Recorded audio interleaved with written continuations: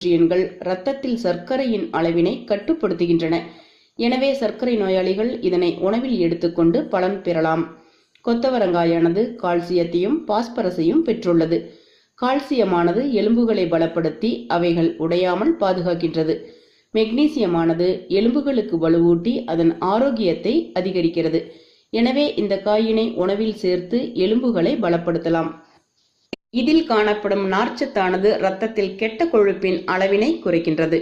இதனால் உயர் இரத்த அழுத்தம் குறைக்கப்பட்டு மாரடைப்பு உள்ளிட்ட இதய நோய்கள் தடுக்கப்படுகின்றன. கொத்தவரங்காயில் காணப்படும் ஃபோலேட்டுகள் மற்றும் பொட்டாசியம் போன்றவை இதய சம்பந்தமான நோய்களை தடுக்கின்றது. இந்த காயில் உள்ள இரும்பு சத்து இரத்த சிவப்பணுக்களின் உற்பத்தியினை அதிகரிக்கின்றது. இதனால் ஆக்சிஜன் உள் இழுக்கும் திறன் அதிகரித்து ஆக்சிஜன் நிறைந்த இரத்தம் உடல் உறுப்புகளுக்கு சீராக செலுத்தப்படுவதால் அவை திறன்பட செயல்படுகின்றன.